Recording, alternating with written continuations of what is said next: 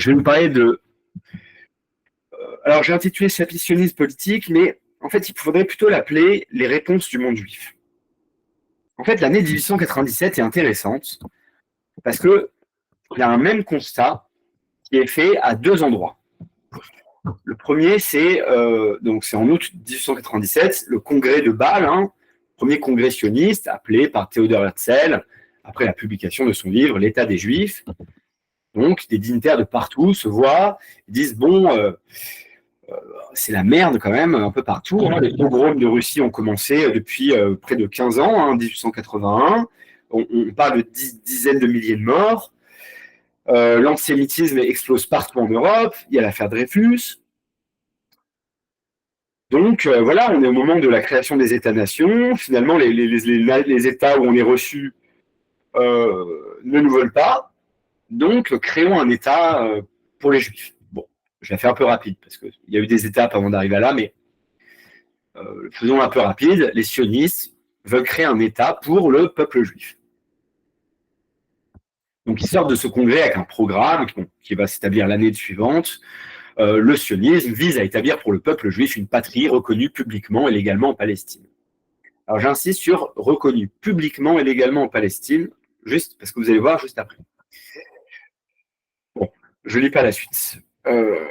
Donc, le sionisme, c'est ça, pour ceux qui ne sauraient pas, c'est ce projet de création d'un État-nation en Palestine. Bon, d'abord, ils ont considéré le Kenya, mais ça, comme ils ont vu que ça avait raté en Argentine et en Géorgie, il y avait des tentatives de créer des territoires autodéterminés, administrés par les Juifs, mais ça avait raté du fait qu'il n'y avait pas la puissance symbolique que revêt la Palestine pour les Juifs, étant donné que les Juifs se tournent vers Jérusalem quand ils prient, étant donné qu'ils répètent toutes les fêtes de Pessah, l'année prochaine à Jérusalem, etc., etc. Bref. Donc, 1897, on a en même temps le congrès sioniste et en même temps un autre événement, c'est la fondation du syndicat du Bund, donc l'Union générale des travailleurs juifs de Pologne, de Lituanie, Pologne et Russie, et qui, elle, a un autre programme qui est de la révolution socialiste. Leur proposition, c'est d'abolir socialiser les moyens de production plutôt pour supprimer l'antisémitisme. Alors, leur idée, c'est quoi? Leur idée, c'est que l'antisémitisme joue une fonction dans le capitalisme, c'est de le protéger. Avec l'antisémitisme, donc, vous savez, c'est cette phrase de Auguste Bebel qu'on appelle le socialisme des imbéciles. Certains pensent non pas que ce sont les patrons le problème, mais les juifs.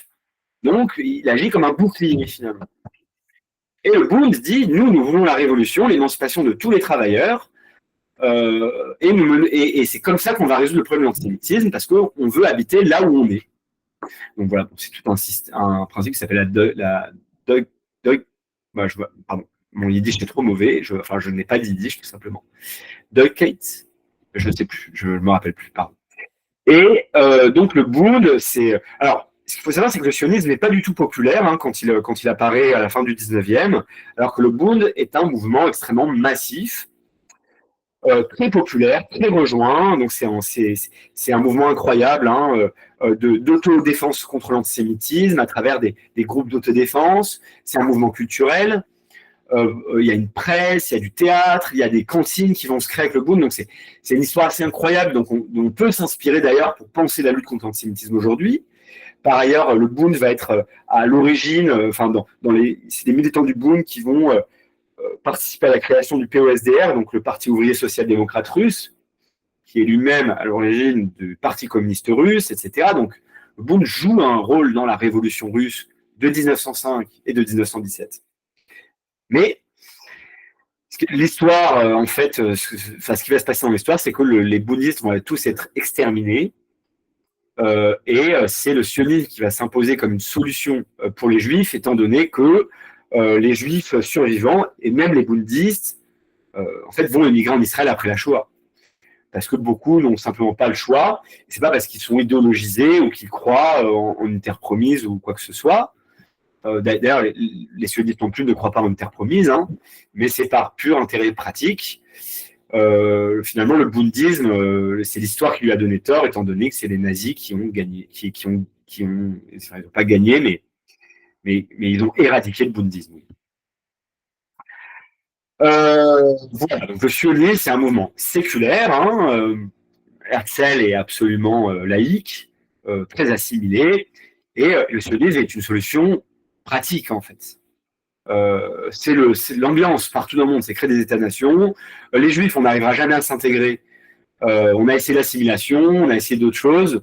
Même certains se convertissent, ça ne marche pas tellement non plus. Donc, il faut un État-nation pour les Juifs. Voilà, c'est ça que disent les sionistes. Alors, si je vous parle de ça, c'est que j'en ai besoin pour la dernière brique. Vous voyez, dans 10 minutes, c'est bon, on a fini mon exposé. C'est très long, je suis désolé. Avec la théorie du complot juif, donc le complotisme, voilà. Pour comprendre ce que c'est, je vais vous parler d'un document important qui s'appelle les protocoles des sages de Sion. Là, on a peut-être une des premières versions russes, on voit des symboles occultes dessus.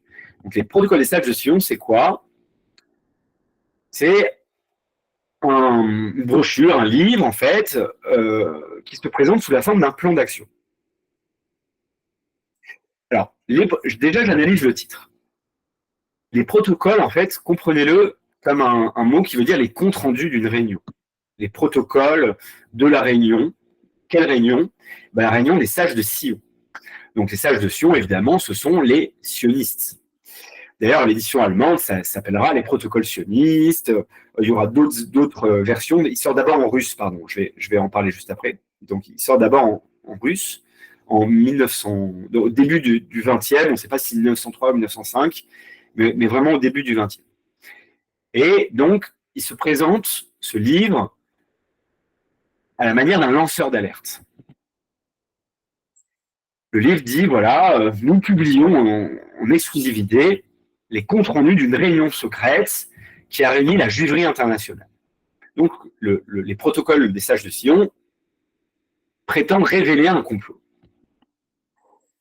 Donc, ils se présentent sous la forme d'un compte rendu qui est un programme d'action qui dit que la juiverie internationale va prendre le contrôle du monde par des coups d'État, renverser les monarchies, organiser des guerres, déstabiliser l'économie. Donc, on retrouve dans le papier toutes les accusations faites aux Juifs qui sont encore amplifiées. Voilà, on a des passages où les Juifs se réuniraient dans des cimetières pour exhumer les cadavres chrétiens, retirer le sang tuméfié pour l'ingérer à travers la confection de matzot, donc vous savez, des galettes, le pain azim qui est ingéré pendant la fête de Pessah. Donc toutes les accusations faites depuis le Moyen-Âge sont reprises dans les protocoles et rediffusées. Et voilà, bon, c'est évidemment un faux, hein, ce document, d'abord parce que le contenu est absolument délirant. On prête aux Juifs des actes de cruauté qui sont par ailleurs interdits dans le judaïsme, mais bon, bref, et où il n'y a pas de preuves. Le pouvoir qui est prêté aux Juifs est complètement démultiplié, complètement fantasmé. Et on sait aussi, en fait, que c'est un faux parce que c'est un plagiat. Les protocoles, en fait, c'est le plagiat d'un livre qui a été d'un livre français qui s'appelle Le dialogue aux enfers entre Machiavel et Montesquieu. Et c'est un plagiat vulgaire. Quand vous comparez les deux versions, vous avez d'un côté, voilà, c'est un dialogue qui a été écrit par Maurice Joly, qui en fait met en scène donc Machiavel et Montesquieu. C'est un pamphlet anti-napoléonien. Bref. Et si dans le dialogue aux enfers, il est écrit nous complotons pour restaurer la gloire de la France, dans les protocoles des sages de Sion, il y a écrit nous juifs complotons pour restaurer la gloire de la juiverie. C'est ce niveau-là, hein, vraiment, c'est un faux vulgaire. Et en fait, le tsar de Russie, enfin la police secrète du tsar, plus exactement, en fait, se sert de ce pamphlet pour le distribuer dans la population russe, pour leur dire, écoutez, vous croyez que les bolcheviks veulent votre bien, vous croyez qu'ils fomentent une révolution pour votre intérêt, mais en fait, vous vous trompez. C'est les juifs, internationalistes, antimonarchistes, etc., qui sont derrière eux. Donc, les protocoles servent à dévier la colère du peuple contre les Juifs plutôt que contre le pouvoir. Et ces protocoles vont être diffusés largement dans le monde car ils permettent justement cette déviation. Alors là, vous avez l'édition française. Alors, je ne sais pas si c'est celle-là, mais Drummond, évidemment, diffuse des protocoles. Et les ligues d'extrême droite aussi le feront. Là, on l'a, je ne sais plus si c'est du polonais ou du tchèque, pardon, je suis désolé. Bon, c'est une langue de l'Est. Et on l'a en anglais, ici, qui est diffusé par Henry Ford. Alors, je vous ai parlé d'un document, comme si c'était des lanceurs d'alerte. Vous voyez, on le voit très bien ici avec l'encadré rouge. La possession de ces documents en Russie soviétique est punissable d'une mort immédiate. Pourquoi? Tous les patriotes américains doivent lire ces protocoles. Donc ces protocoles sont diffusés évidemment par antisémitisme, mais aussi par anticommunisme. Bon, ces protocoles sont diffusés partout dans le monde. On les trouve, vous voyez, une édition japonaise, espagnole. J'ai mis 2 fois la version espagnole. Bon, on les trouve en arabe, on les trouve voilà, absolument partout, en fait. Toutes les langues du monde, il y a eu de la diffusion de ces protocoles. En allemand, bien sûr. Il y a un monsieur important. Bon, l'histoire de cette diffusion est un peu longue, mais vous avez par exemple ce monsieur Winston Churchill, hein, dont vous avez déjà entendu parler, qui va valider les protocoles, par exemple, dans ce journal qui s'appelle Illustrated Sunday Herald, donc un texte qui s'appelle l'Internationale juive. Bon, je ne vais pas le lire parce que c'est un peu long, on le lira si vous voulez dans les questions, mais il le dit clairement, l'Internationale juive a été le ressort de tous les mouvements subversifs au cours du 19e siècle.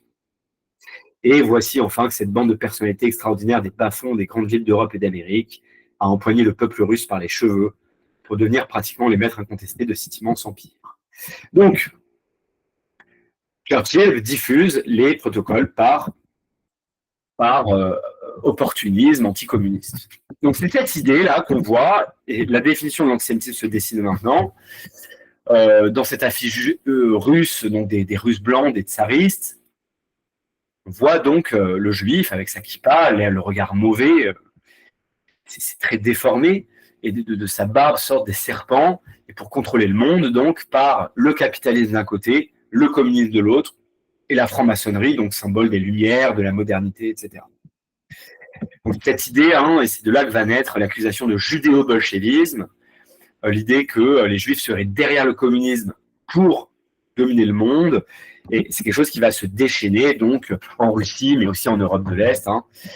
Là, c'est plus tard, on a derrière Staline le diable juif, ici Trotsky, le diable juif qui tue les travailleurs, ici le diable judéo-bolchevique. Bon, donc cette idée est là. Le juif, donc là on n'est plus sur le thème judéo-bolchevique, mais toujours sur le thème de l'ogre. Hein. Ce juif compte ses sous sur un tas de cadavres en semant le chaos pour asseoir sa domination. Et c'est quelque chose qu'on va retrouver évidemment pendant plus tard dans le nazisme, donc ici sous Pétain. Attention aux juifs qui mettent la main sur toutes les institutions. Bon, c'est la même image qu'on a ici. Hein.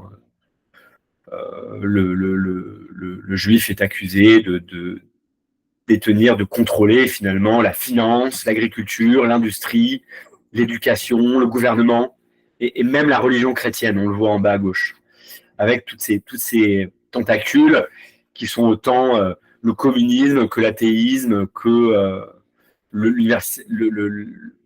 l'Alliance juive universelle, bref. Donc là, on est dans le complotisme.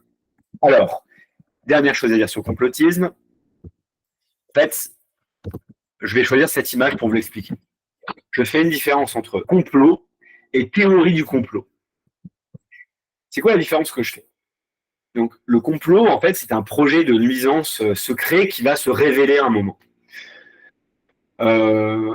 Par exemple, des complots, ça existe dans l'histoire. Hein. D'ailleurs, Dreyfus est victime d'un complot, mais je ne sais pas, dans l'histoire, le coup d'État de Pinochet est un complot. On sait que la CIA a joué un rôle pour prendre le pouvoir, etc. Donc les complots existent dans l'histoire. Hein. C'est un projet qui va se révéler à un moment. La théorie du complot, ce n'est pas ça. La théorie du complot, c'est l'idée que l'histoire ne peut être comprise qu'à travers la succession de complots. Et vous l'avez donc dans cette image nazie où on voit le juif monde, les pieds plantés dans un sac d'argent, avec son regard mauvais, qui contrôle les événements de l'histoire avec ses doigts en forme de barbelé. Donc on a, voilà, donc là on est dans l'imagerie nazie, hein. Donc on a, voilà, les Juifs sont responsables, et c'est quelque chose qu'on retrouve dans les protocoles, ils sont responsables de la chute de l'Empire romain, de la chute de l'Empire grec, de la Révolution française, évidemment. Donc finalement, tous les événements de l'histoire du monde ne seraient pas dus aux volontés des peuples, à des mouvements intellectuels comme les Lumières, à des crises sociales, etc. Non, ce seraient les Juifs, ce serait un petit groupe secret en tout cas, qui instrumentaliserait, qui mènerait un projet en sous-main. Et c'est ça la différence entre complotisme, théorie du complot, et des complots qui existent. Voilà. Allez, petit récap. Donc, le complotisme, finalement, c'est une reprise et une synthèse de toutes les formes antérieures de haine contre les Juifs. C'est la succession logique. On prête un pouvoir énorme aux Juifs pour détester l'humanité. Donc, c'est la synthèse de ce que l'antijudaïsme devenu antisémitisme religieux, finalement, racial, économique, politique. Donc, c'est un projet de domination mondiale, d'abord contre la chrétienté, mais contre la monarchie. Voilà. On le retrouve partout dans les langues du monde. Et cette idée-là, cette idée que les Juifs ont un projet de domination mondiale, c'est la matrice des nouvelles théories du complot, qui autorise finalement des formes complètement irrationnelles de dénonciation. On va étudier des cas juste après. Voilà. On est mûr, vous êtes mûr maintenant pour cet extrait en fait d'un texte. C'est ça que j'appelle en fait, on est mûr pour comprendre finalement le résumé de ces deux conférences à travers cet extrait d'un texte de Moshe Postone qui s'appelle Antisémitisme et national-socialisme. Moshe Postone, c'est un penseur canadien, c'est un historien qui enseigné au Canada et qui est un héritier de l'école de Francfort, donc qui pense après la Shoah, en fait, qui regarde, je vais la simplifier un peu, mais en fait, qui va penser la gauche, la société en général aussi, après la Shoah, et qui va se demander finalement, qui va étudier le nazisme, et qu'est-ce qu'une critique marxiste de l'économie du pouvoir, puisque autant l'école de Francfort que Moshe Postone sont des marxistes, et ils vont mettre l'antisémitisme au cœur finalement de leur théorie anticapitaliste. Et c'est un auteur qui est traduit en français, qui gagne à être diffusé, puisqu'il produit une analyse très puissante pour la gauche pour la lutte contre l'antisémitisme. Alors voilà, je vous lis cet extrait qui est un peu long, mais qui a le mérite de clarifier les choses. Et ensuite, on pourra passer aux questions et aux cas d'études que j'ai préparés. Et on arrivera aux 2 heures de la conférence que je vous avais annoncée. Alors, l'antisémitisme moderne est une idéologie qui apparaît en Europe à la fin du XIXe siècle. Son apparition repose sur l'existence de formes d'antisémitisme antérieures qui ont toujours fait partie de la civilisation chrétienne occidentale. Toutes ces formes de l'antisémitisme ont en commun l'idée d'un pouvoir attribué aux Juifs. Le pouvoir de tuer Dieu, de déchaîner la peste, ou, plus récemment, d'engendrer le capitalisme et le socialisme. La pensée antisémite est une pensée dans laquelle les Juifs jouent le rôle des enfants des ténèbres. Probablement, toutes les formes de racisme prêtent à l'autre un pouvoir potentiel. L'antisémite, lui, se figure que le pouvoir des Juifs est bien réel et caché.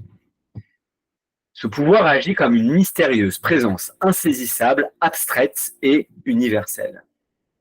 Étant donné que ce pouvoir n'est pas fixé concrètement, qu'il n'est pas enraciné dans un endroit particulier, il est ressenti comme immensément grand et difficilement contrôlable. Il est censé se tenir derrière les apparences. Sa source est donc cachée, conspiratrice. Les Juifs sont synonymes d'une insaisissable conspiration internationale et démesurément puissante. L'antisémitisme moderne se caractérise par le fait qu'il considère les Juifs comme la force secrète cachée derrière ses frères ennemis, que sont le capitalisme et le socialisme.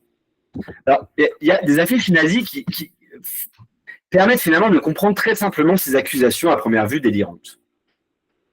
Donc, dans cette affiche assez connue, puisqu'elle a été diffusée partout en Europe, ici c'est la version française, donc de cette affiche de propagande nazie, on a le juif qui mène un complot juif contre l'Europe, donc l'Europe qui est censée être aryenne, blanche, germanique, et les menaces de cette Europe, ce serait Staline d'un côté, donc le communisme qui a du sang sur les mains, et Churchill de l'autre, Roosevelt, pardon, qui se donne la main, donc l'alliance du capitalisme et du socialisme, dominée par le juif contre l'Europe. Donc c'est la même idée qu'on retrouve dans cette affiche pétainiste aussi. Derrière le drapeau du communisme et le drapeau du capitalisme américain et anglais, le juif banquier avec son étoile de David, son œil mauvais, son petit chapeau de banquier, etc. Je finis la citation de Postone. La juiverie internationale est perçue comme ce qui se tient derrière le béton des métropoles cancéreuses, derrière la culture moderne matérialiste et vulgaire, et de façon générale, derrière toutes les forces qui concourent à la ruine des liens sociaux, des valeurs et des institutions traditionnelles. Les Juifs représentent une puissance destructrice, dangereuse et étrangère, qui mine la santé sociale de la nation. L'antisémitisme moderne se caractérise donc par son caractère systématique. Il prétend expliquer le monde, un monde rapidement devenu trop complexe et menaçant pour beaucoup.